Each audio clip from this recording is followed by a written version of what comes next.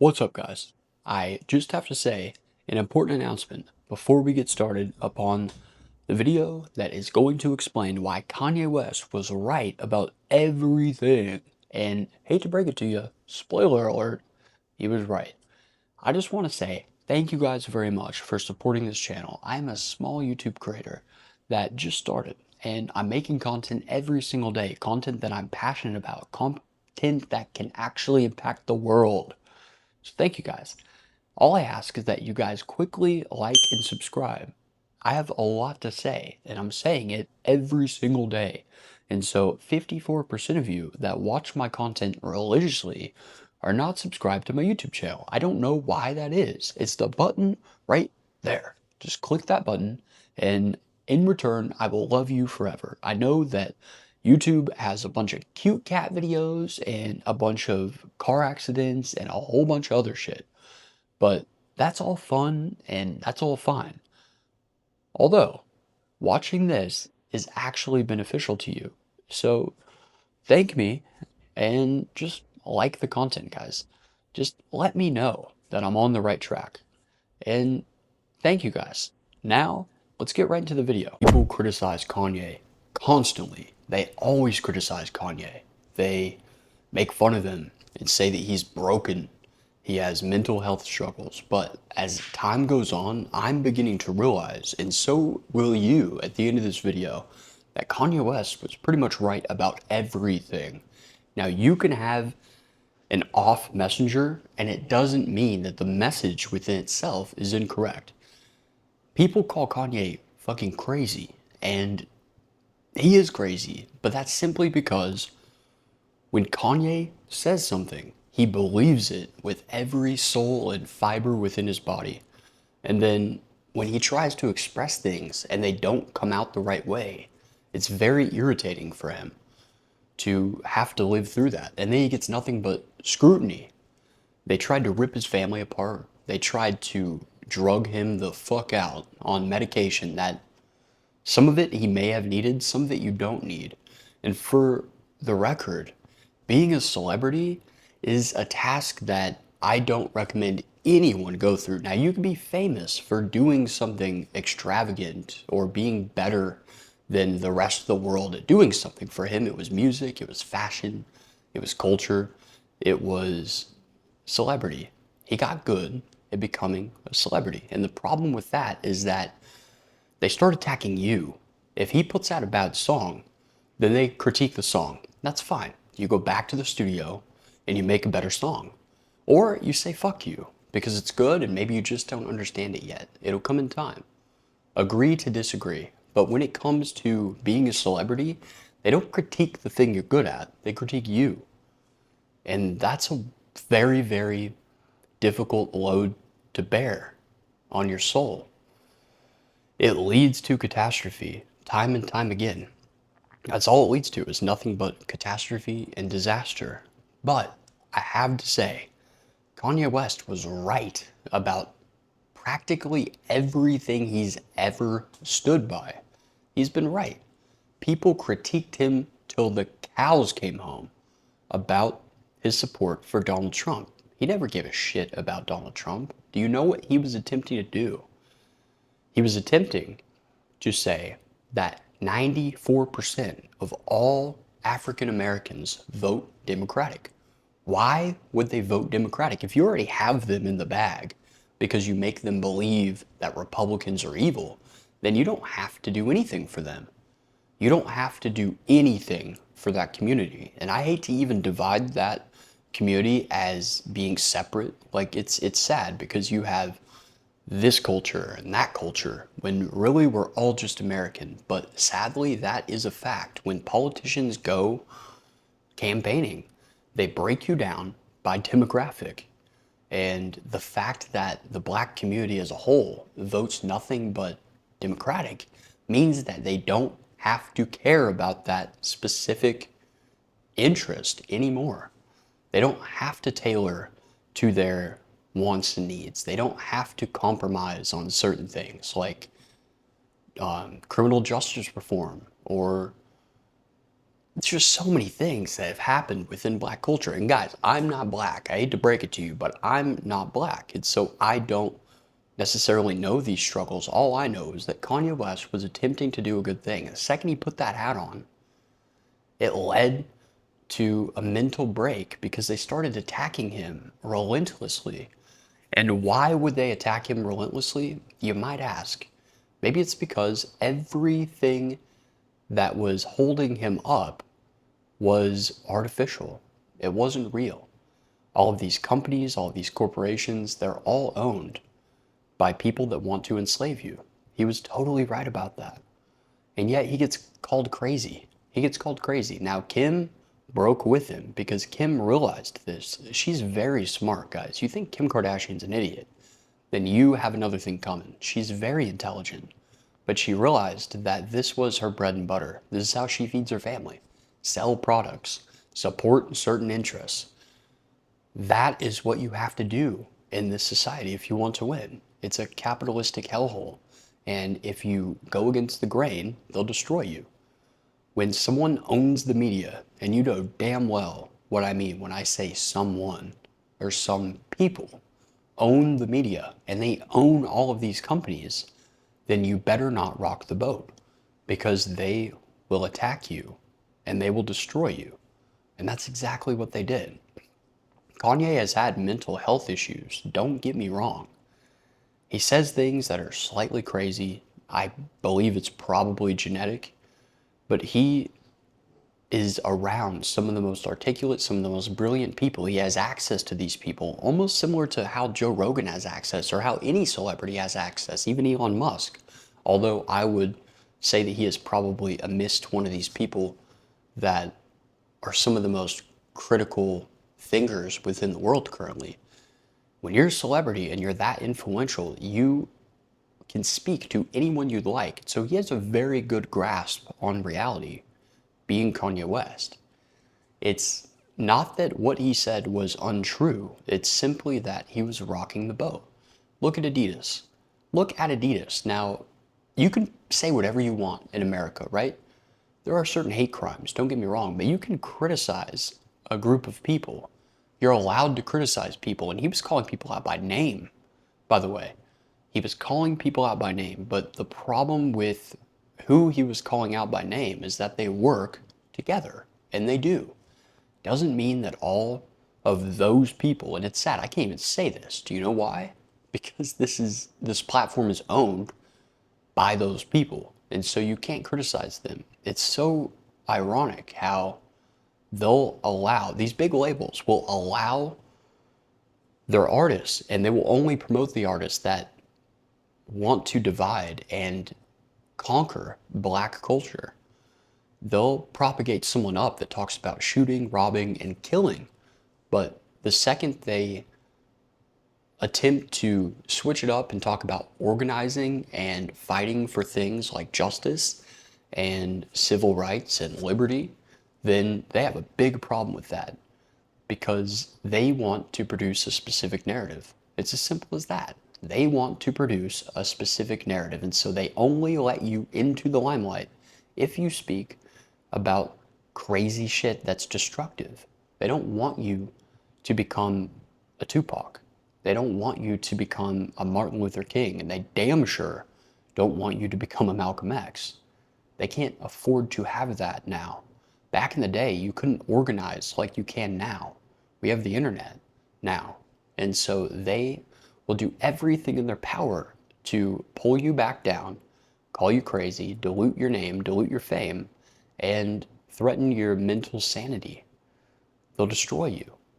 Why is it that you can speak about every other culture, race, ethnicity, gender, online, freedom of speech, but the second that you mention a specific group, then you are in big, deep shit.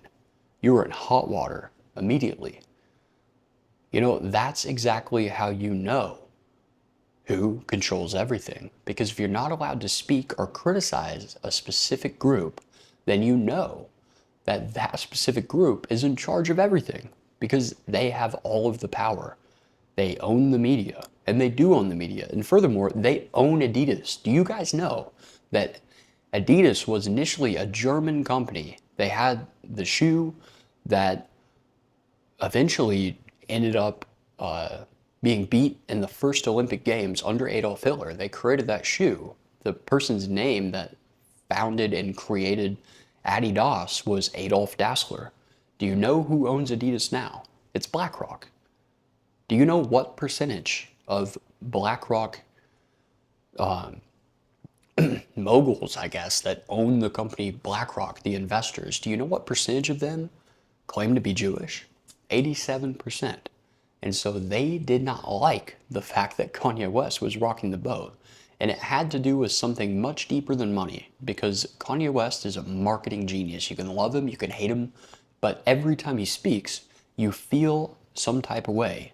You know about it. It reaches you, it touches you, it grabs your attention, and that is how you sell things. That's how you get attention. It doesn't matter whether or not it's good or bad publicity. It's just publicity. Half the people are going to hate it. Half the people are going to love it. Doesn't matter what you say. You could say God is good. 50% will hate that. 50% will love that. You could say that I don't know, look at Mr. Beast, for instance. He cured people's blindness. Like, I don't know how many people, maybe it was 10,000 people, made them see again. Got criticism for it. Got criticism for it. So you're never going to please everyone. It had nothing to do with the money. Kanye West wasn't a loose cannon. He knew exactly what he was doing in the beginning. And then they tried to step on him. They tried to say, we own you. And he didn't like that. And so he came out, guns a-blazing, like only Kanye will do. You know, on a side note, sometimes in society, it takes a very curious person that happens to be not the most intelligent person, because they don't fear consequences. They go out guns a-blazing and they say exactly what's on their mind, and that's how the truth about certain things that happen behind the scenes get exposed. Most people know not to say this. They know not to do this. They know not to disrupt that flow of money that's hitting their bank account every single day. Kanye West, on the other hand, has nothing to lose. He's lost his mom. He's lost his family. He lost his wife. He lost everything. He lost everything. He lost his bank account. So yeah, he's pretty upset. And I would be pretty upset too. You know, everyone back in the day, it just goes to show that people control the narrative. And by people, I mean a specific group that did not like what Kanye West had to say. When he said that George Bush doesn't care about black people, they bigged him up as a celebrity. They allowed him to become a celebrity because he said something that fit their agenda. Does George Bush care about black people? Probably not. He probably doesn't care about a whole lot of people.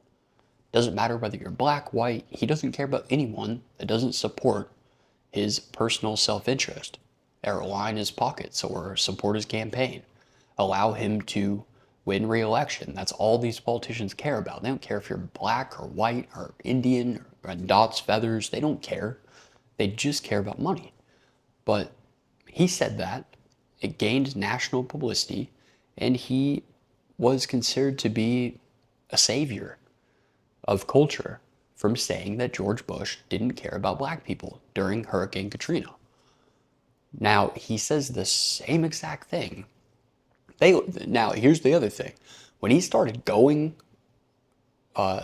in support of Donald Trump, people threw a fit. People attacked him like I have never seen anyone attack someone else ever. And he really had pretty good points. He said from the very beginning, he said, we are not a monolith as a culture, being black culture, and we do not want to support just one party. We want to make them fight for our vote. That's strategic. It's like, I don't care. And furthermore, I think that they got scared because now I'm not saying that Kanye West would make a very good president, guys. Don't get me wrong. He'd make a terrible president. He's not very smart.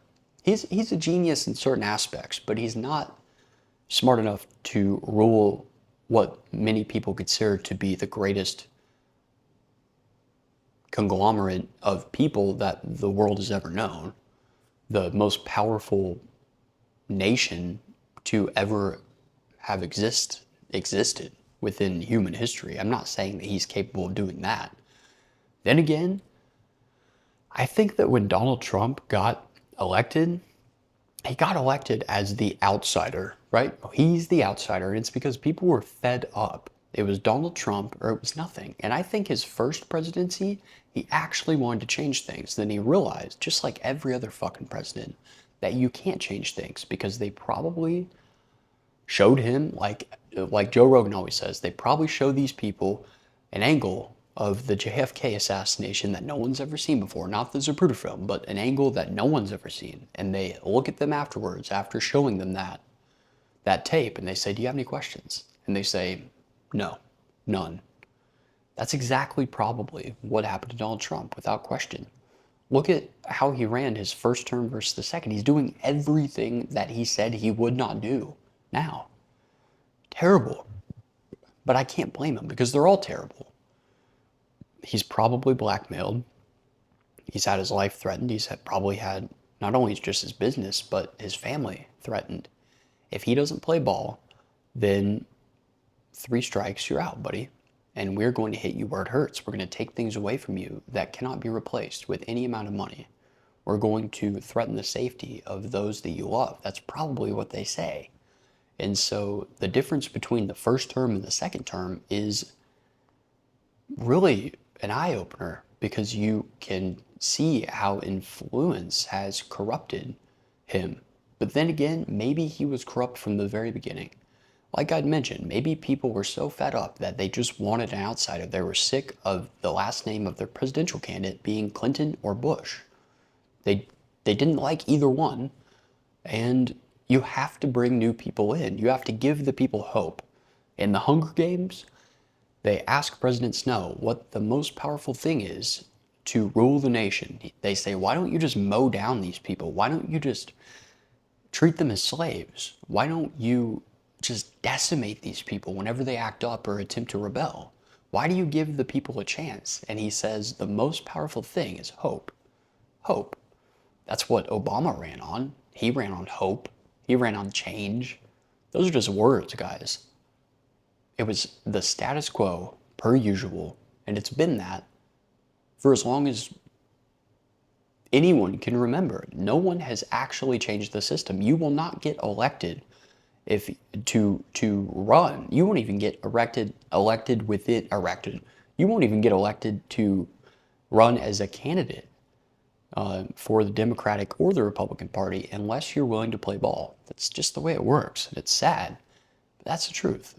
The 2 candidates have been handpicked, and they pretend to go against one another, but in all reality, they are best mates. And even if they hate each other, they're playing for the same team. I heard through the grapevine, and now I think it's out, that Kanye West had met with Donald Trump initially because he wanted to run as his running mate in his second term. He wanted to be vice president, and Donald Trump looked at him and got very, very upset at him and said, "You will never be fucking president. Stick to what you do. Don't you ever, ever attempt to run." And that really, really upset Kanye West. And I can imagine because he has a super big ego and he doesn't like being told what to do. He doesn't like being told no. He's been told no his entire life. He got told no when he wanted to make music. They said, "You're a producer. Shut up. Don't make music. You suck. You'll never make it." He got told no when he wanted to make a sneaker brand. He got told no when he wanted to start creating and designing luxurious artwork and luxurious clothing and sneakers and architecture and buildings and refining music and making different types of music and going from rap, which is negative, to gospel and incorporating the church. He's always been told no. He hates the word no because there is no such thing as no. With people like him, and I believe to a certain extent, people like me, there is no such thing as no. People told me, don't do this. Don't create a YouTube channel. Don't do it. There's no upside. You're not going to make it. And I said, well, it depends on what your definition of making it is. I've already made it. I have an audience. Is it the most grand audience in the entire world? No, but I don't want them anyways. I want the people that stay here that are genuinely intrigued with what I have to say. I don't want there to be a celebrity aspect to any of this, because then you get people that just agree with your every word without critically thinking for themselves. And so you can take that and you can give that to someone else. I don't want that. That will come in time, unfortunately. And I urge each and every single one of you to think for yourselves. But getting back to Kanye West, I don't think he likes being told that he can not do something. And so he said, I'll show you. And next thing you know, they crucified him. They absolutely crucified him. In the eyes of the public, via the media, these big corporations, they absolutely crucified him. And it was a game that he could not win. He lost everything. How do you lose the right to bank unless you worked for a bank and you're a CEO and you stole hundreds of billions of dollars or even millions? If you stole a penny, you're still allowed to bank. When you get out of prison, you're still allowed to bank. How is it that he wasn't allowed to bank? It's because he criticized the one group of people that I can't even say that you are not supposed to criticize. They're oppressed, right? They're so oppressed. It's so sad. You know, a great saying, and I'm going to butcher it, but it's a great saying. And I'm going to butcher the shit out of this, but if you are a king and you hide amongst the peasants, then you'll never be challenged or, I guess, criticized, because they don't know how you actually are living. Everyone thinks that you're just one of them. They don't think that you actually control everything. And that is a great analogy, although I killed that in a bad way. It made absolutely no sense. That's a great analogy if you get the drift of what I'm saying for what is happening with certain groups of people, if you will, within, I would hate to say even American culture and the American way, because it's not just America. America is used as the battering ram, the hammer, to propagate an agenda that is passed throughout the world. You know, look at the central banks, guys. Look at the central banks. Now I'm getting on a tangent. Now you got me upset. You got me all worked up now. The central banks are a bunch of nonsense. Did you know that someone just did a study and found that 95% of all value to the US dollar is diminished? We've lost 95%, meaning that what $100 used to buy you, it now only buys you $5 for the same amount of money, a $100 bill. And it's not that things are getting more expensive. Now, the problem is that wages are not accordingly adjusting for inflation. That's why certain people feel rich, but the majority of people feel poor. It's bound to happen. Guys, this was bound to happen. They knew exactly what they were doing, and it's very intentional. Now, a lot of people say it's due to the budget and the military, for instance. If you don't use it, you lose it. And so we have to spend $50,000 on pizza rolls and $25,000 on batons and $15,000 on hot dogs, whatever the hell that means. So we don't lose our military budget, because if we don't use it, then it will decrease the very next year. I don't think that's the case. I think that's what they want us to think. I think that they put all of these things out as distractions when really they've been robbing us the entire time. You see, if they make a currency that's not backed by anything, it's not backed by gold, and good luck. When they open Fort Knox, you're going to see nothing but spiders and spider webs and cobwebs and dust, and it's going to be a dark, decrepit place. But the one thing that it won't have is gold. I guarantee you it won't have gold.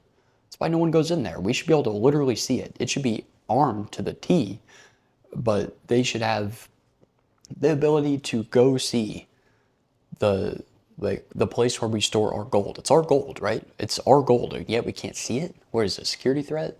You really think they're going to get very far with gold? Do you know how heavy gold is? You know how big of an operation that would have to be? It'd have to be an absolute coup of some kind, or a very orchestrated foreign government that would attempt to break into Fort Knox. And I hate to break it to you guys, but if you're being that strategic as a foreign adversary that you're going to break into Fort Knox, then they're going to do it anyways. It doesn't matter if you have a museum or not. But they don't want us to see the gold because it simply doesn't exist. They steal from us. That's what they're doing. They are stealing from us. And they don't do it by passing legislation. They don't do it by reaching into your pocketbook. They do it by diluting your currency.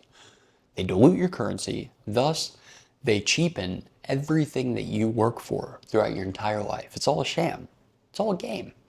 If you invest your hard-earned time and effort into something, and yet they can just dilute that at any point that they damn well please in order to benefit themselves, they're on a sinking ship. And they are just stealing everything on the way out. The Titanic is sinking, but before they get on that life raft, they are taking all the things that are most important locked away within those safes. They're taking the pearls, they're taking the diamonds, they're taking everything with them, and then they're jumping ship. Well, you guys don't see that because we think that America's been around forever. It's a bunch of bullshit is what it is. America is not that old, guys, and it's failing. It's already failing. And it's our fault because we haven't protected what could have been the most amazing thing that has existed throughout human history, and that is the United States of America's Constitution and our way of life and our governance. But we took it for granted, and I'm talking about you. And I'm talking about me. We took it for granted and we didn't appreciate it. So we lost it. We gave it to other people. Hey, take care of this for us. We are busy running our own lives. Do you know the funny thing about what most Americans back in the day, when I say back in the day, I'm talking 100 years ago, guys. America's young as hell. It's not an old country. They actually took pride in the United States of America. They thought it was theirs, not a place in which they lived or resided, but theirs. Like their country that they need to take care of because it's their responsibility. Now we put that there off on politicians and they are sweeping us financially because of it. But we get the government that we deserve as the American people. And so we've ruined it for ourselves by electing idiots and morons that have been stealing from us in order to suit other people's narratives. And who are those people? Well, probably the same people that Kanye West once criticized and then immediately was made to apologize. You know something funny? I don't watch Andrew Tate that often, and most people call him a misogynist or whatever you want to call him. Call him hateful, call him, I don't care what you call him. He is a bit gregarious with his comments, but he does that sensationalistic bullshit strategically in order to captivate your attention. The truth is that he's a very intelligent, very articulate person. I seen him on Piers Morgan play Piers in chess, and Piers was rushing him along while he was making an analogy to something, to how life is lived for men versus women. And he said, okay, well, enough of this. I'll just beat you in chess right here, right now. Checkmate. He said, damn, like Andrew Tate's smart. And do you know the one time he is compromised without fail? Usually he dies on that sword. Whenever he says all these crazy things that really aren't that crazy, but he says them in a way that pisses people off intentionally, he sticks by it. But when he was on a live stream and someone else played the Kanye West song that criticized a certain group of people, ooh, he fucked up. Andrew Tate knew that he immediately fucked up. He had to go on an apology tour where Patrick Bet David and that other Jewish guy that's on that show, I think his name's Adam, I don't even know, sat him down, oh, you're a good boy. He said, you need to apologize or you're never going to be allowed to go back to Miami. Since when did a group of people that don't even hold the values of Americans control an entire city? They control New York, they control Miami, they control California as a whole, as a state. They control most of Florida as a state. They control Washington, D.C. Since when did that happen? It's funny because the people that were oppressing us this entire time have been acting like they were oppressed, and they're actually the oppressors. They stand behind something that happened a long time ago and say, oh, don't worry about me. I'm just they act weak and they act ignorant. And that's all an act. That's all it is. The truth is that they are absolutely cleaning America's clock, and they are taking over everything. And the way their culture and religion, because it's the same thing, works is that they stick together whilst destroying everything else around them. That's why these people have been kicked out of every country that they have ever lived in. I think it's 177. How do you get kicked out of 177 different countries as a people? They said, we don't want you here anymore. You've caused too much harm. Exactly what happened to the United States, for the record, with their central banking and the depletion of your currency. It's exactly what happened in Nazi Germany. It's exactly what happened. That's why Hitler got elected to begin with, was because of what was happening to their money.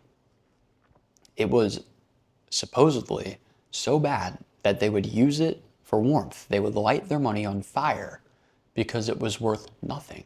It was worthless. And when people feel weak, and when people feel on edge, and when people feel vulnerable, then they resort to things that are not very rational. And it's because they're desperate. They do things that some people would consider to be horrible, maybe even criminalistic on a massive scale. But they only did that. They only thought that way and acted that way because they were being destroyed. Germany was being destroyed, and that's happened 177 times throughout human history that we know of. I mean, look at the Bible, guys. For the record, who do you think wrote the Bible? Just a question. Just a question. I think it was King James. Who knows?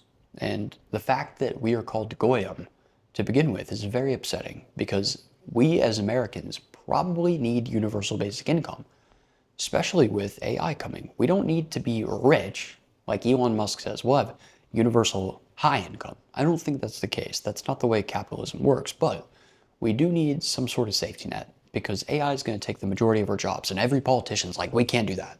No way. We can't do that. But for you Republicans out there, shame on you. Shame on you. And I consider myself to be more so a Republican than a Democrat, although I've never voted because I hate to break it to you, voting doesn't matter. But shame on you as a Republican. Shame on you because you criticize universal basic income, and yet you've given that to Israel 50 years ago. And the second I know people that are in politics and on the Republican side.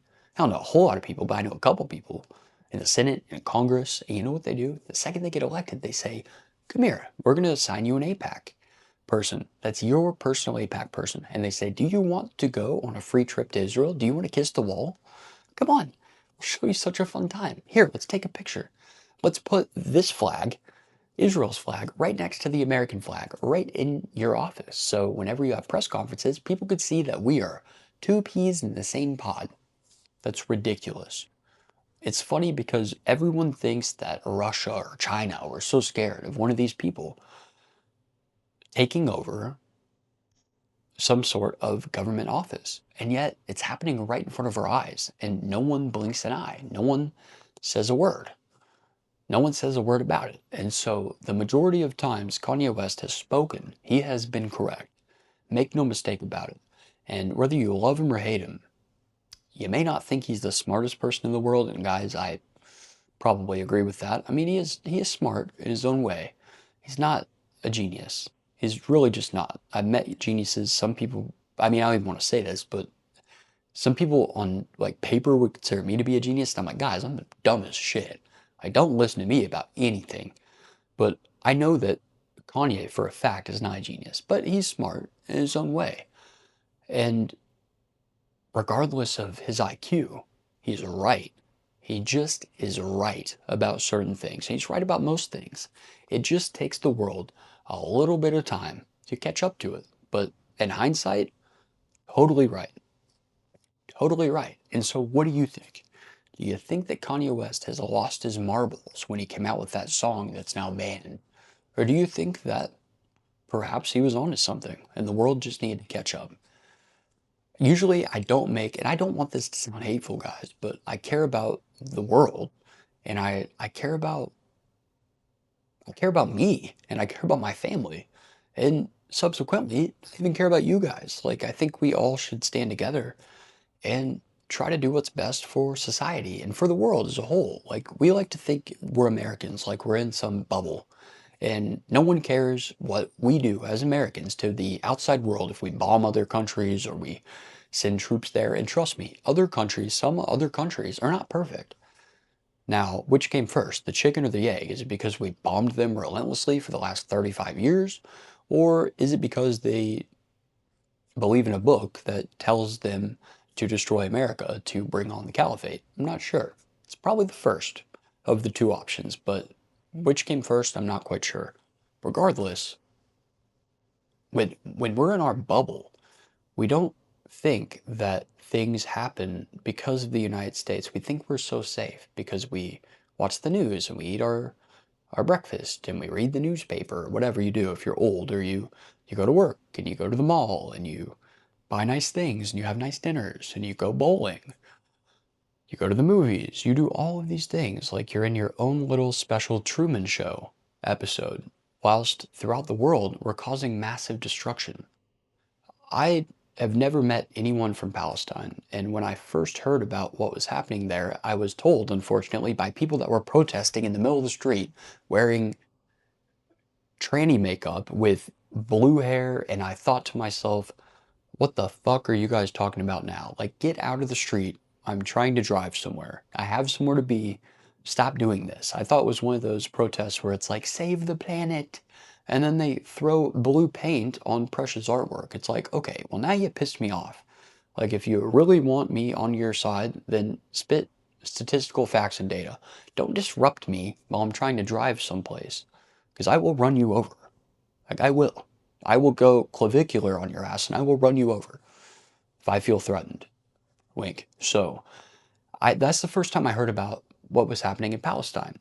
And because the news never talked about it, no one ever talked about it. And I was like, oh, that's odd. And then I started doing my research and I was like, oh, that's actually really messed up. I can't believe we're doing that to them. I can't believe that Israel is treating these people like that, especially when you live in Israel, it's against the law for you to take a DNA test. Why? Because they don't want people to find out or for it to leak that they actually they're not even from there. They're not even from that land. We put them there, surprise, surprise, because they got ostracized and kicked out of another country. And so we stuck them there and we split the Middle East up in order to strategically take over the Middle East because we like oil and we like money. That's what the United States did. And then somehow it's now flipped to where they own us, or maybe they owned us from the beginning. Who knows? It's very interesting. But that's another deep and dark rabbit hole that we do not need to discuss, because if I am not currently not monetized, I for sure won't be monetized ever within my entire life if I continue spitting facts about things that YouTube does not want me to say. So, with that being said, give Kanye a break. When he says things, he may not know everything that he says, and sometimes he's crazy, sometimes he's belligerent, but is he ever wrong? Ask yourselves, is Kanye ever wrong? And if he isn't, then make sure you like this video. Thank you guys, and thank you for watching Kyler Speaks. Congratulations, Kyler has spoken. Stay tuned for more episodes about things that I think you should know, things that actually interest me. Because if it interests me, then I will speak about it. Thank you, and have a very nice day.